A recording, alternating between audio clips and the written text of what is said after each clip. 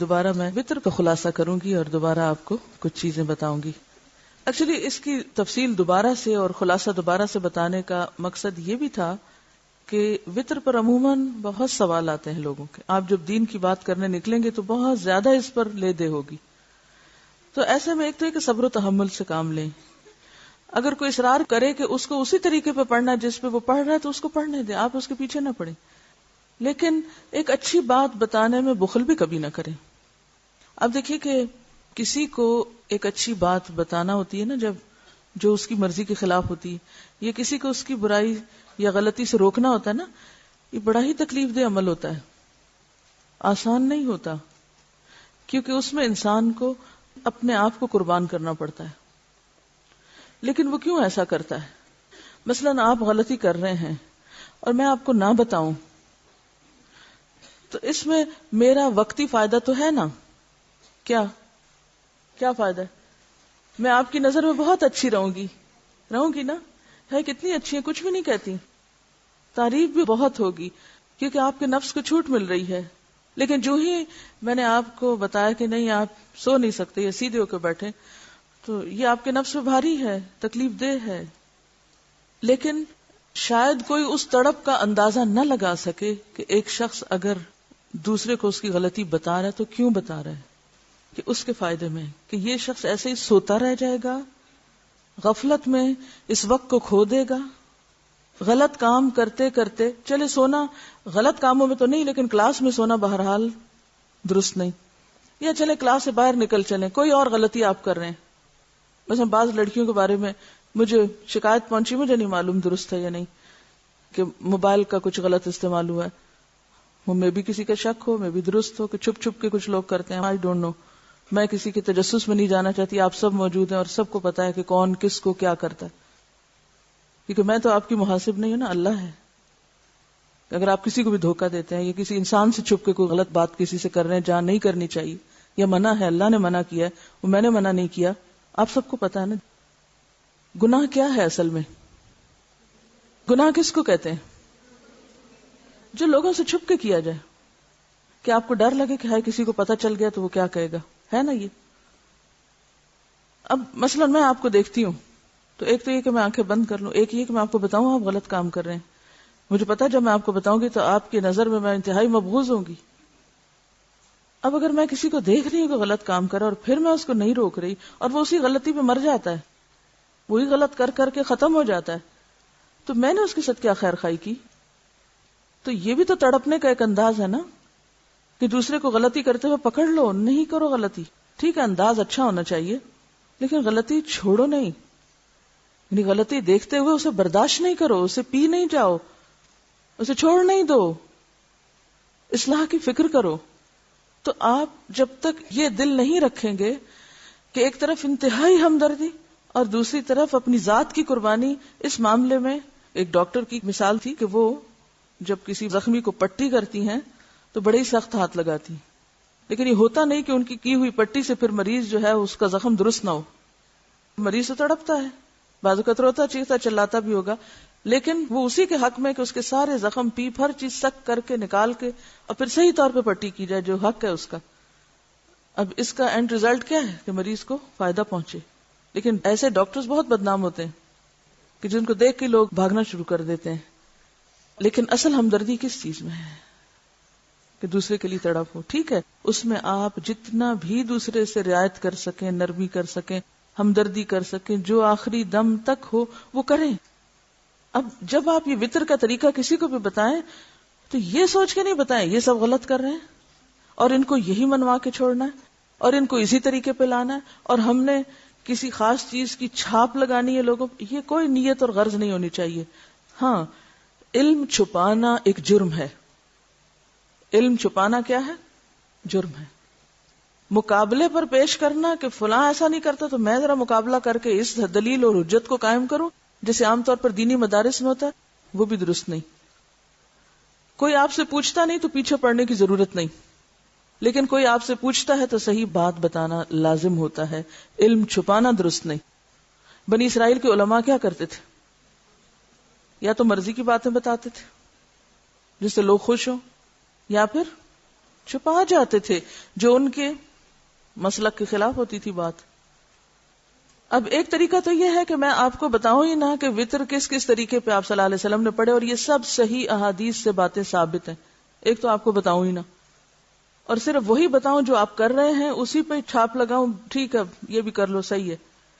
اب عوام کو تو آپ اس طرح کہہ سکتے ہیں کہ اچھا ٹھیک ہے جو کر رہے ہو کرو تو صحیح، یہ نہ ہو کہ نماز ہی چھوڑ جاؤ 7 اور 9 کے چکر میں. تو ایسی صورت میں آپ نے کیا کرنا ہے؟ کسی کے پیچھے جا کے پڑھنا نہیں، خود عمل کرنا ہے، لیکن کسی کو نہیں کہنا، حتیٰ کہ وہ آپ سے پوچھیں. وہ جب پوچھیں تو صحیح بات بتانی، آپشنز دینی ہیں کہ سنت میں یہ اور یہ اور یہ طریقہ ہے. جب آپ فرما رہے ہیں جو چاہے اتنا پڑھ لے، جو چاہے اتنا پڑھ لے، جو اتنا چاہے پڑھ لے، پھر میں اور آپ کیسے پابند کر سکتے ہیں لوگوں کو کہ تم 3 ہی پڑھو لازم یا 5 ہی پڑھو؟ کرنا چاہیے ایسے نہیں. ٹھیک ہے، تو ان معاملات میں سب سے زیادہ خدا کے خوف کی ضرورت ہے. دوسری انسانوں کی بھلائی کہ ان سے کوئی چیز چھپی نہ رہ جائے. یعنی جب پہلی دفعہ یہ ساری چیزیں میں نے اپنی آنکھوں سے پڑھنا شروع کی، یہ کتابیں، تو میرے ذہن میں ایک ہی سوال آتا، ہمیں ابھی تک کیوں نہیں پتا چلا؟ ہمیں کیوں نہیں بتایا گیا؟ ہم نے کیوں نہیں جانا؟ یہ کیوں نہیں بتایا جاتا؟ یعنی ہمیشہ میرے ذہن میں ایک ہی سوال اٹھتا تھا، اتنی دیر سے کیوں پتا چلا؟ تو میں سمجھتی ہوں کہ آپ لوگوں کا حق ہے کہ آپ کو یہ باتیں لا کے سامنے ایمانداری کے ساتھ رکھی جائیں. آپ اس کو اپنی تبلیغ کی پرائرٹیز پہ مت رکھیے، قرآن چھوڑ کے، آخرت کی بات چھوڑ کے، لوگوں کی خیر خواہی اور بھلائی. آپ صلی اللہ علیہ وسلم نے جب حضرت معاذ کو بھیجا تھا یمن کی طرف، کیا کہا تھا؟ سب سے پہلے کیا کرنا؟ ایمان کی دعوت. سب سے پہلا کام ہے اللہ کی معرفت. ایک شخص آیا آپ کے پاس پوچھنے لگا سب سے اچھا کام کیا ہے؟ آپ نے فرمایا اللہ کی معرفت. اس نے کہا سب سے اچھا کام کیا؟ آپ نے کہا اللہ کی معرفت. کہنے لگا یا رسول اللہ صلی اللہ علیہ وسلم میں آپ سے یہ نہیں پوچھ رہا، میں آپ سے یہ پوچھ رہا ہوں سب سے اچھا کام کیا ہے؟ تو آپ نے فرمایا علم کے ساتھ تھوڑا سا عمل بھی کافی ہے.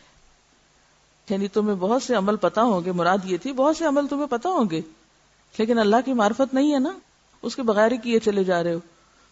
تو جو تم شعور کے ساتھ کرو گے، معرفت کے ساتھ کرو گے، تو وہ تھوڑے بھی بہت ہو جائیں گے.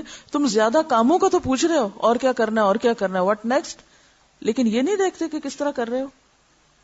یہ بھی تو دیکھنا فرض ہے نا کہ کس روح اور کس جذبے کے ساتھ کر رہے ہو. تو سب سے پہلا کام کیا؟ لوگوں کو اللہ کی طرف بلانا، اللہ کی معرفت. اگر آپ نے کسی کو اللہ کی معرفت نہیں دی تو خبردار جو ان کو آپ فروعی مسائل پہ لائیں. کوئی حق نہیں آپ کو جب تک اللہ اور رسول کی محبت نہ ڈالیں دلوں میں. یہ پہلا کام. اس کے بعد جب وہ کر لیں تو ایک سٹیپ اور، نماز. وہ کر لیں، زکوٰۃ. یعنی ایک کروا کے جب اس کو ایکسپٹ کر لیں، اس کے لیے تیار ہو جائے، پھر اگلی بات. اب آپ اس کو اپنے اوپر رکھ کے مت دیکھیں. آپ تو کئی سالوں سے قرآن پڑھا رہے ہیں. جو آپ کے سمجھ کا لیول ہے وہ عام لوگوں کا تو نہیں ہے کہ آپ چھوٹتے ہی جا کے ان کو کہیں تمہیں تو جاہل لوگ ہو، تم کو تو پتہ ہی نہیں کہ 9 بھی وتر ہوتے ہیں اور 7 بھی ہوتے ہیں، آؤ میں تم کو بتاؤں، چاہے خود پڑھوں یا نہ پڑھوں، آؤ میں تمہیں بتاؤں. تو اس معاملے میں بے حد احتیاط کی ضرورت ہے. اتنا نازک معاملہ ہے یہ کہ ایک طرف اس بات کا تقاضا کرتا ہے کہ جو اللہ کے رسول صلی اللہ علیہ وسلم نے کیا اور فرمایا وہ لوگوں تک پہنچے، اور دوسری طرف اس طرح نہ پہنچے کہ وہ سنت کو جھٹلانا شروع کر دیں، جاؤ میں نہیں مانتا. وہ بھی پھر ہم گناہ گار ہوں گے اگر ہم نے ان کو اس طریقے پہ بتایا کہ وہ کہیں کہ ہم نہیں مانتے، جاؤ. یہ اور بڑا جرم ہو جائے گا. تو پہلا کام پہلے کریں، جو میں کئی دن سے آپ سے کہہ رہی ہوں. پہلا کام پہلے کرنا ہوگا، اور پہلا کام کیا ہے؟ اللہ کی معرفت، اللہ کی محبت، اللہ کے رسول صلی اللہ علیہ وسلم کی محبت. لیکن وہ پہلا کرتے کرتے اس کو بھولنا نہیں کہ ہمیں صحیح بات بھی بتانا ہے لوگوں کو. سب سے پہلی بات تو یہ یاد رکھنے کی ہے کہ وتر رات کی آخری نماز ہے. رسول اللہ صلی اللہ علیہ وسلم نے فرمایا وتر رات کے آخر میں 1 رکعت ہے. یہ صحیح مسلم کی روایت ہے. یہ آپ کا فرمان ہے، قول ہے. کیا؟ کہ وتر رات کے آخر میں 1 رکعت ہے. حضرت عائشہ رضی اللہ تعالی عنہا سے مروی ہے کہ نبی صلی اللہ علیہ وسلم 1 وتر پڑھتے تھے. اور ابن عمر کی روایت ہے فَإِذَا خِفْتَ الصُّبْحَ فَأَوْتِرْ بِوَاحِدَةٍ، کہ جب صبح ہونے کا ڈر ہو تو 1 رکعت پڑھ لو. بنیادی طور پر اگر دیکھا جائے تو وتر نماز عشاء کے ساتھ کی چیز نہیں ہے، بلکہ ایک طرح سے نفل نماز کا تتمہ ہے. اگر آپ دیکھیں تو دن کی جو نمازیں جیسے فجر، ظہر، عصر کے بعد مغرب کی نماز کتنی ہے؟ 3 رکعت. ٹھیک ہے، یہ دن کی نمازیں بنتی ہیں نا، یعنی دن کی آخری نماز کیا ہے؟ مغرب کی نماز. تو مغرب کی نماز میں فرض جو پڑھتے ہیں ہم، تو فرض بھی کیا ہے؟ وتر. باقی سارے جو فرض ہیں وہ کیا ہیں؟ جفت ہیں، یعنی 2 4 4، اور آخری نماز وتر ہے دن کی. اسی طرح رات کی آخری نماز بھی کیا ہے؟ وتر ہے. اور رات میں عشاء کے فرض کے علاوہ جو نوافل پڑھے جاتے ہیں، یعنی اگر آپ دن کی نمازیں دیکھیں تو 2 2 4 4، 2 سنت ہو یا فرض ہو سب کیا ہے؟ جفت. اور مغرب اس کو کیا کر دیتی ہے؟ ایک طرح سے طاق کر دیتی. اب رات کی نماز عشاء ہے، فرض ہیں، سنتیں ہیں، نفل ہیں، قیام اللیل ہے، تہجد ہے، جو کچھ بھی ہے، اس کو کیا چیز طاق کرتی ہے؟ ایک وتر کرتا ہے. ٹھیک ہے، تو وتر کی ویسے اہمیت کیا ہے؟ حدیث میں آتا ہے نا کہ ان اللہ وتر یحب الوتر، کیونکہ اللہ تعالیٰ خود ایک ہے تو ایک کو پسند کرتا ہے، یعنی وتر کو پسند کرتا ہے. اسی لیے آپ دیکھیں کہ عموماً جو تعداد بتائی جاتی ہے وہ بھی عموماً وہ کیسے ہوتی ہے؟ وتر میں ہوتی، طاق نہیں ہوتی. جیسے 3 ہے، 7 ہے، اسی طرح 33 بار پڑھنا ہے. تو زیادہ اگر آپ تعداد کو دیکھیں گے تو وہ بھی وتر میں. پھر اسی طرح 7 سماوات ہے. تو بہرحال اب یہاں کو مقابلے کی ضرورت نہیں، صرف ایک سوچ دینا مقصود ہے کہ وتر کرنا یا وتر پڑھنا جو ہے عبادات میں وہ ایک پسندیدہ عمل ہے. اسی لیے جمہور کی رائے یہی ہے کہ وتر کی قضا ہوگی، اگرچہ وہ فرض نہیں ہے. اب سنت نفل کی تو قضا نہیں ہے نا، لیکن وتر کی قضا ہوگی. اب دوسری بات ہے وتر کی تعداد. تو وتر کی تعداد زیادہ سے زیادہ کیا ہے؟ 9، اور کم سے کم 1. اب یہ یاد رکھیے کہ اگر آپ 9 رکعتیں پڑھیں تو آخری رکعت سے پہلے آپ تشہد بیٹھیں گے، یعنی 8 پڑھ کے اتحیات پڑھ کے پھر 1 پڑھیں گے. اس کی دلیل کیا ہے؟ کہ حضرت عائشہ رضی اللہ تعالی عنہا سے مروی ہے رسول اللہ صلی اللہ علیہ وسلم نے وتر کی 9 رکعتیں ادا کی، ان میں صرف 8ویں رکعت میں بیٹھے، پھر 9ویں رکعت پڑھ کر سلام پھیرا. یہ صحیح مسلم کی روایت ہے، آپ اس کو چیک بھی کر سکتے ہیں، صحیح مسلم میں حدیث نمبر 746 ہے. ٹھیک ہے، تو اگر آپ 9 پڑھ رہے ہیں تو 8ویں رکعت پر بیٹھیں گے. پھر اسی طرح حضرت ام سلمہ سے مروی ہے کہ رسول اللہ صلی اللہ علیہ وسلم 7 یا 5 وتر پڑھتے تو ان کے درمیان سلام یا کلام کے ساتھ فاصلہ نہیں کرتے. اس میں ایٹ اسٹریچ 5 پڑھ کر ہی سلام پھیرنا ہوگا، 7 پڑھ کے ہی سلام پھیرنا ہوگا، بیچ میں 2 پڑھ کے سلام نہیں پھیریں گے آپ، اور نہ ہی اتحیات بیٹھیں گے. ٹھیک ہے، ہاں جو 3 رکعت ہے اس کے بارے میں 2 طریقے ملتے ہیں. 5 اور 7 جو ہیں ویسے تو آپ نے پڑھنے نہیں، اس لیے کوئی اتنی پریشانی کی بات نہیں ہے کہ آپ کو پڑھیں گے کبھی. ویسے بڑا مزہ آتا ہے. میں نے اصل میں کسی مسجد میں پڑھی تھی، خود سے نہیں، کسی مسجد میں گئی ہوئی تھی تراویح پڑھنے، تو انہوں نے بعد میں 5 یا 7 پڑھائی. تو وہ ایک نئی چیز تھی نا، تو ہر نئی چیز اپنے اندر ایک اٹریکشن بھی رکھتی، تو اس میں واقعی ایک لطف آیا. عموماً ہوتا پتہ کیا، جب ہم نماز شروع کرتے ہیں نا تو تھوڑا سا شیطان حاوی ہوتا ہے، ذرا سی سستی کرتا ہے، پھر ہم جب پڑھنے لگ جاتے ہیں تو پھر کیا ہوتا ہے، پھر آسان ہونے لگتی ہے، پھر مزہ آنے لگتا ہے. شاید اسی وجہ سے آپ صلی اللہ علیہ وسلم نے تہجد کی نماز میں پہلی 2 رکعتیں ہلکی پڑھی، تاکہ ایک دفعہ داخل تو ہوں. جیسے نماز سے پہلے وضو ذرا تھوڑا سا ایک رکاوٹ ہوتی ہے، اچھا کرتے ہیں وضو کر لیتے ہیں تو نماز آسان ہو جاتی. یعنی اگر وضو ہو یا وضو کر لیا جائے تو نماز آسان لگتی ہے بنسبت اس کے کہ آپ اس طرح سوچیں کہ اچھا نماز پڑھنی ہے اور ابھی وضو بھی کرنا ہے، تو وہ ذرا سا ایک فرق سچویشن ہوتی. تو اسی طرح جب آپ پہلی 2 رکعت ہلکی پڑھ لیتے ہیں، جیسے فجر کی بھی پہلی 2 رکعتیں ہلکی ہیں سنت کی، آپ پہلی رکعت میں قل یا ایھا الکافرون اور دوسری میں قل ھو اللہ پڑھتے تھے، اور پھر طویل قرات کرتے تھے فرض میں. تو اسی طرح یہاں پر بھی ہم دیکھتے ہیں کہ اگر آپ 5 رکعت کٹھی پڑھ رہے ہیں یا 7 رکعت کٹھی پڑھ رہے ہیں تو آپ 1 پڑھیں گے 2، تو پڑھتے پڑھتے ایک طرح سے مزہ بھی آنے لگتا ہے. تو اب خلاصہ آپ اپنے ہاتھوں پہ کر لیجیے کہ 9 پڑھنے کا طریقہ بتائیے. 8ویں رکعت پہ تشہد اور 9ویں پہ سلام. 7 پڑھنے کا طریقہ جی ایٹ اسٹریچ ایک ہی ساتھ پڑھ کے ایک ہی دفعہ سلام پھیریں گے، بیچ میں نہ سلام نہ کلام اور نہ ہی تشہد. سلام کلام سے مراد وہ السلام علیکم جو نماز کا سلام، ویسے سلام نہیں. ٹھیک ہے. 5 کیسے پڑھیں گے؟ جی ہاں. اب 3 کیسے پڑھیں گے؟ 2 طرح سے. ایک طریقہ یہ ہے کہ 2 رکعت پڑھ کے سلام پھیر کے، اور اگر کوئی بات بھی کرنی پڑے چھوٹی موٹی تو کر کے پھر 1 رکعت پڑھ لی. اور دوسرا طریقہ ایک ہی اسٹریچ میں 3. اور ایک کیسے پڑھیں گے؟ بس 1 پڑھ لیں گے. ٹھیک ہے.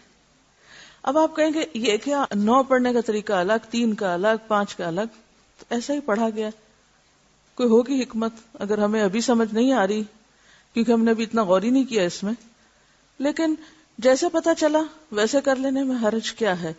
میں تو بعض اوقات یہ سمجھتی ہوں کہ یہ ہمارے چھوٹے چھوٹے ٹیسٹ ہوتے ہیں اطاعت کے، کہ عموماً وہ چیز ماننا زیادہ آسان ہوتی ہے جس کے پیچھے کوئی لاجک ہو یا جو ہمیں سمجھ آ جائے، اور وہ چیز ماننا مشکل ہوتی ہے جس کے پیچھے کوئی لاجک نہ بنے اور ہم کہیں اس کی تو کوئی سینس ہی نہیں بن رہی. عام طور پر یہ اس کے لیے میں نہیں کہہ رہی، عام طور پر ہم جب کوئی کام نہیں کرنا چاہتے تو کیا کہتے ہیں؟ اس کی سینس نہیں بن رہی، تو وہ پھر ہم اپریشیٹ نہیں کرتے، ہم اس کو کرنا نہیں چاہتے. لیکن جس چیز کی ہمیں سمجھ آ جائے، جو ہماری عقل میں سما جائے، جس کا ہمیں فائدہ پتہ چل جائے، پھر اس کو کرتے ہوئے دیر بھی نہیں لگتی. تو پھر جب نفس راضی ہو جاتا ہے تو پھر کرنا بھی اچھی بات ہے، لیکن جب نفس راضی نہ ہو اور پھر کرا جائے تو اس کا 1 گنا اور اجر مل جاتا ہے انسان کو. تو حدیث میں آپ کو سنا دیتی ہوں کہ رسول اللہ صلی اللہ علیہ وسلم 7 یا 5 وتر پڑھتے تو ان کے درمیان سلام یا کلام کے ساتھ فاصلہ نہیں کرتے تھے. یہ صحیح ابن ماجہ جو ہے البانی کی، اس میں حدیث موجود ہے، حدیث نمبر 980. خود بھی آپ ریفرنس پہ جا کے چیک کر لیجئے کتابوں میں. حضرت عائشہ سے روایت ہے کہ آپ 5 وتر پڑھتے اور ان میں صرف آخری رکعت میں بیٹھتے، یعنی 5 پڑھ پڑھ کے کھڑے ہوتے جاتے. حضرت ابو ایوب انصاری کہتے ہیں کہ رسول اللہ صلی اللہ علیہ وسلم نے فرمایا وتر ہر مسلمان پر حق ہے، جسے 5 وتر پڑھنا پسند ہو وہ ایسا کر لے، جسے 3 پڑھنا پسند ہو وہ ایسا کر لے، جسے 1 پڑھنا پسند ہو وہ ایسے کر لے، یعنی 1 پڑھ لے. ویسے عبادات کے معاملے میں ہمیں کم تعداد زیادہ پسند ہوتی ہے، دنیا کے معاملے میں، مال کے معاملے میں، دنیاوی فائدوں میں ہمیں زیادہ چیزیں زیادہ پسند ہوتی ہیں. حضرت ابو ہریرہ سے روایت ہے کہ نبی صلی اللہ علیہ وسلم نے فرمایا 3 رکعت وتر نہ پڑھو اور مغرب کی نماز سے مشابہت نہ کرو. اس کا یہ مطلب نہیں کہ 3 پڑھنا منع ہے، وہ تو مراد اس سے یہ ہے کہ مغرب کی طرح 3 نہ پڑھو، یعنی 2 تشہد والی جو ہے یہ مراد ہے. ابن حجر نے اس کی یہی وضاحت کی ہے. اب آپ دیکھیے کہ وتر کا جو حکم ہے اس پر بعض کہتے ہیں کہ یہ واجب ہے، بعض کہتے ہیں سنت مؤکدہ ہے. امام ابو حنیفہ سے یہ بھی روایت ہے کہ وہ کہتے ہیں وتر فرض ہے، یعنی فرض کے درجے میں اس کو کرتے ہیں. یعنی کہ اس میں علماء یہ تو نہیں کہتے کہ نفل کے درجے میں، یہ کسی نے نہیں کہا کیونکہ اس کی تاکید بہت ہے، لیکن اس میں تھوڑا تھوڑا فرق ہے. کسی نے اس کو فرض کے درجے میں، کسی نے اس کو واجب کی، کسی نے اس کو سنت مؤکدہ کے درجے میں کہا ہے. حضرت علی رضی اللہ تعالیٰ عنہ سے مروی ہے، ترمذی کی روایت ہے کہ وتر فرضوں کی طرح حتمی اور لازمی نہیں بلکہ سنت ہے جسے رسول اللہ صلی اللہ علیہ وسلم نے مقرر فرمایا، یعنی فرض کی طرح نہیں ہے بلکہ آپ کی مقرر کردہ سنت ہے. پھر اس کے بعد وتر کا وقت کیا ہے؟ آپ کو کیا سمجھ آیا تھا وتر کا وقت کیا ہے؟ عشاء کے بعد سے لے کر طلوع فجر تک ہے. حضرت خارجہ بن حذافہ سے مروی ہے کہ رسول اللہ صلی اللہ علیہ وسلم نے فرمایا وتر کا وقت نماز عشاء کے بعد سے طلوع فجر تک ہے. حضرت ابو سعید رضی اللہ تعالیٰ عنہ سے مروی ہے کہ نبی صلی اللہ علیہ وسلم نے فرمایا صبح سے پہلے وتر پڑھو. تو اس سے کیا پتہ چلتا ہے کہ جس کو یہ ڈر ہو کہ وہ اٹھ نہیں سکے گا تو وہ رات کو عشاء کے ساتھ ہی پڑھ لے، اور جو اٹھنے والا ہے وہ صبح ہونے سے پہلے تہجد کے بعد پڑھے. یہاں ایک اور مسئلہ بھی واضح کرنا بے حد ضروری ہے کہ آپ نہ ان لوگوں میں سے ہیں جو ریگولرلی تہجد پڑھتے ہیں اور نہ ان لوگوں میں سے ہیں جو کبھی نہیں پڑھتے. یعنی آپ میں سے کچھ لوگ تو وہ ہوں گے اللہ کے فضل سے جو ہمیشہ مداومت کرتے ہیں اس عمل پر، کچھ ایسے ہوں گے جنہوں نے کبھی بھی نہیں پڑھے ہوں گے، کچھ بیچ کے لوگ بھی ہوں گے کہ جس دن آنکھ کھل گئی پڑھ لیا، زیادہ دیر تک جاگے سو لیا، ہے نا. اب پہلا بھی معاملہ صاف ہے، کیسے کہ جو روز اٹھتا ہے اس کے لیے تو لازم ہے کہ وہ صبح ہی پڑھے وتر، اور جو کبھی نہیں اٹھتا اس کے لیے لازم ہے کہ عشاء کے ساتھ ہی پڑھ کے سوئے. اور جو بیچ کی کیٹیگری ہے کبھی اٹھ کے کبھی نہیں، لیکن نہ کرنے سے بہتر ہے کہ جب اللہ توفیق دے، کیونکہ بعض لوگ کی ایسی مجبوریاں ہوتی ہیں، ایسے کام ہوتے ہیں کہ جس میں چاہت کے باوجود وہ روز نہیں اٹھ پاتے، تو نیت وہ کر کے سوتے ہیں، اچھا اللہ نے اٹھایا اٹھ جائیں گے، لیکن پھر اٹھ سکتے ہیں، کبھی نہیں اٹھ سکتے. ایسی صورت میں پھر کیا ہے، عشاء کے ساتھ ہی پڑھ لیں. جب آپ کو شک ہو شاید نہ ہی اٹھ سکوں تو بہتر ہے عشاء کے ساتھ پڑھ لیں. اب آپ نے وہ تو پڑھ لیا، اب آپ سویرے اٹھ بھی گئے، اب اٹھنے کے باوجود آپ سو رہے ہیں، نہیں وہ میں نے چونکہ وتر پڑھ لی اس میں نے اب اٹھ کے نفل نہیں پڑھنے. یہ نہ کریں. کیوں؟ خواہ آپ نے وتر پڑھ لیے پھر بھی کیا ہے، آپ پڑھ لیں نفل. کیوں؟ کیا جواز ہے؟ دلیل آپ صلی اللہ علیہ وسلم کے عمل سے یہ بات ثابت ہے کہ آپ نے عشاء کے بعد 2 رکعت بیٹھ کے بھی پڑھے. ابھی میں نے آپ سے عرض کیا کہ وتر جو ہے وہ طاق کرتا ہے رات کی نماز کو، تو خواہ آپ اس کو پہلے پڑھ لیں یا بعد میں پڑھیں، وہ وتر تو وتر ہی رہے گا نا، یا نہیں؟ سمجھ گیا میری بات؟ آپ نے رات کی آخری نماز وتر کر لی، سویرے اٹھ کھڑے ہوئے، اب آپ نفل پڑھنا چاہتے ہیں. اب آپ سوچتے ہیں نہیں چونکہ آخری نماز وتر ہونی چاہیے، اب شاید نفل میرے پابندی لگ گئی، میں نفل نہیں پڑھ سکتی. بعض اوقات ایسا ہوتا ہے نا، آپ عشاء پڑھ کے سو جاتے ہیں اور آپ کی اچانک آنکھ کھل جاتی ہے، کوئی برا سا خواب دیکھ لیتے ہیں، آپ کی نیند اڑ جاتی ہے، یا کوئی ایسی خدا نہ خاصا، اب آپ کو کیا دل چاہتا ہے اٹھ کے کچھ نفل پڑھ لیں. کوئی خیال آ جاتا ہے استخارہ کرنا ہے، کوئی حاجت کا ہوتا ہے نا، ایسے کئی دفعہ. انسانی زندگی ہے، اس میں ہر چیز ایک روٹین پہ نہیں چلتی. اب بہت سے لوگ ایسے معاملات میں دین کی حکمت کو نہیں سمجھتے. وہ کہتے ہیں چونکہ آپ نے فرمایا رات کی آخری نماز وتر ہے، لہٰذا اب نفل شاید منع ہے. تو منع نہیں فرمایا ساتھ آپ نے، ٹھیک ہے. اگر آپ نے اٹھ کے حاجت کے یا استخارے کے یا کوئی بھی نفل پڑھ لیے تو اس کا جواز موجود ہے. یعنی یہ کہنا کہ آخری نماز وہ بناؤ، یہ ہے معمول کی بات، آئیڈیل سچویشن، اور ہمیشہ ایک گرے ایریا بھی ہوتا ہے، یہ ایک ایکسیپشنل صورت بھی ہوتی ہے. تو ایکسیپشنل صورتیں آپ کو پتہ ہونی چاہیے رخصت اور جواز کی. اب ہماری مشکل پتہ ہے کیا، ہم رخصت کو کیا بنا لیتے ہیں اصل، یعنی ہم اس طرف چل پڑتے ہیں جس سے کام خراب ہوتا ہے. قنوت کے بارے میں ایک سوال آیا تھا کہ کیا صرف یہی قنوت پڑھنی، نہیں دوسری قنوت بھی پڑھ سکتے ہیں آپ، اس کے علاوہ بھی دعائیں پڑھ سکتے ہیں، ٹھیک ہے. حضرت علی کی روایت میں آتا ہے کہ رسول اللہ صلی اللہ علیہ وسلم اپنے وتر کے آخر میں یہ دعا پڑھتے تھے، اللہم انی اعوذ برداک من سخطک وبمعافاتک من عقوبتک واعوذ بک منک لا احصی ثناء علیک انت کما اثنیت علی نفسک. یہ دعا پیچھے گزر چکی ہے، ٹھیک ہے. ہاں اب ایک سوال اور، کہ اگر کوئی شخص صبح اٹھ گیا رات کو وتر پڑھ چکا تھا تو اب نفل اس نے پڑھے تو کیا پھر وتر پڑھے؟ پھر نہیں پڑھے گا. کیوں؟ اس لیے کہ وہ تو جفت کر دے گا، ٹھیک ہے. کیونکہ ایک رات میں آپ نے کیا فرمایا تھا، ہاں یہ ضرور آپ نے فرمایا کہ ایک رات میں 2 وتر نہیں ہے. واضح معاملہ. کسی نے پوچھا تھا کہ اگر دعائے قنوت نہ پڑھی جائے تو کیا سجدہ سہو ہوگا؟ نہیں، سجدہ سہو نہیں ہوگا. یعنی وتر دعائے قنوت کے بغیر بھی ہو جاتے ہیں. اگر بھول گئے کبھی آپ یا ویسے جان کے نہیں پڑھا تو کوئی حرج نہیں.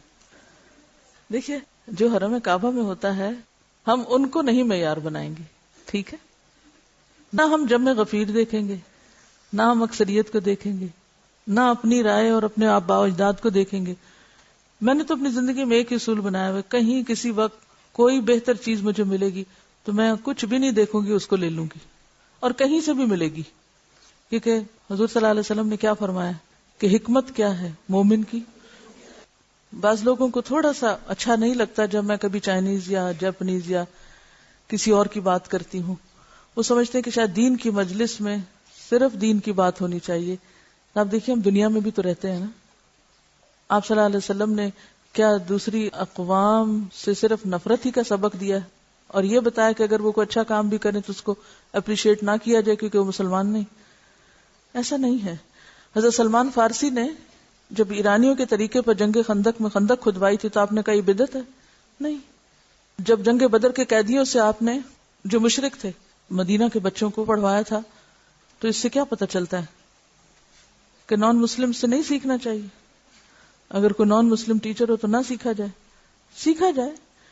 ہمیں ایک فکر ضرور کرنی چاہیے کہ کہیں وہ وہاں سے وہ سب کچھ نہ لے آئے جو ہمارے دین میں درست نہیں. اس کے لیے ان کو کچھ کہنے کے بجائے اپنا محاذ مضبوط کریں, اپنے بچوں کو اسٹرانگ کریں, کیونکہ انہیں اسی ماحول میں جینا ہے.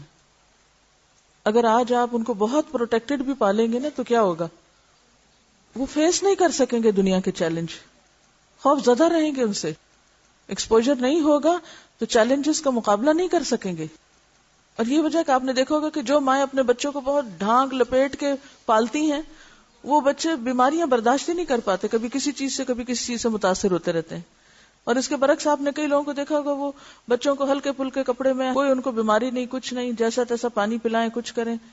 ٹھیک ہے اس میں بھی کئی خرابیاں ہوتی ہیں جب حد سے بڑھ جاتے ہیں, لیکن عموماً بہت زیادہ پروٹیکشن کسی چیز کی جو ہے وہ بعض اوقات نقصان دہ بھی ہونے لگتی ہے. تو امیون ہو جاتے ہیں, اس کے لیے بہتر ہے کہ اندر سے سسٹم جو ہے اس کو اسٹرانگ کیا جائے. اب یہی سے دوبارہ دیکھتے ہیں اسی کو مزید وضاحت, کیونکہ شاید اس کتاب کو آپ کو آگے کہیں بتانا یا پڑھانا پڑے تو آپ اس کو زیادہ بہتر طور پر کر سکیں. پیج 235 سے دیکھ لیجئے. حضرت ابی ابن کعب فرماتے ہیں رسول اللہ صلی اللہ علیہ وسلم 3 وتر پڑھتے اور دعائے قنوت رکوع سے پہلے پڑھتے تھے. ٹھیک ہے, تو بعض لوگ رکوع میں جا کے پھر کھڑے ہو کر پھر ہاتھ اٹھا کے, یعنی رفع الیدین کے بعد پھر ہاتھ اٹھا کے پڑھتے ہیں. تو یہاں پر یہ جو روایت ہے نسائی کی, اس میں کیا ہے کہ آپ 3 وتر پڑھتے اور دعائے قنوت رکوع سے پہلے پڑھتے. حضرت عبداللہ بن مسعود اور صحابہ کرام قنوت وتر رکوع سے پہلے پڑھتے. وتر میں رکوع کے بعد قنوت کی تمام روایات ضعیف ہیں. جو روایات صحیح ہیں ان میں صراحت نہیں, کیا ہے, ان میں کوئی صراحت نہیں کہ آپ کا رکوع کے بعد والا قنوت قنوت وتر تھا یا قنوت نازلہ. قنوت نازلہ میں تو ہمیں پتہ چلتا ہے کہ رکوع سے اٹھ کر, لہذا صحیح طریقہ یہ ہے کہ وتر میں قنوت رکوع سے قبل کیا جائے. ٹھیک ہے. اب اس میں آپ دیکھیے کہ کوئی صراحت نہیں کہ ہاتھ اٹھائے جائیں. بعض صحابہ کے آثار ملتے ہیں کہ ہاتھ اٹھائے گئے, لیکن اصل بات یہ ہے کہ اگر انہوں نے اٹھائے تو دعا سمجھ کے اٹھائے, اگر آپ اٹھا لیں تو بھی, اور اگر اس کو رکھ لیں تو صراحت نہیں ہے نا یہاں. اگر تو صراحت آ جائے پھر تو اسی طریقے پر آپ کو چلنا ہے, اگر صراحت نہیں تو اس میں پھر دونوں طرح سے بھی اگر کر لیا جائے تو حرج نہیں, کیونکہ اس میں حلال حرام کی بات نہیں.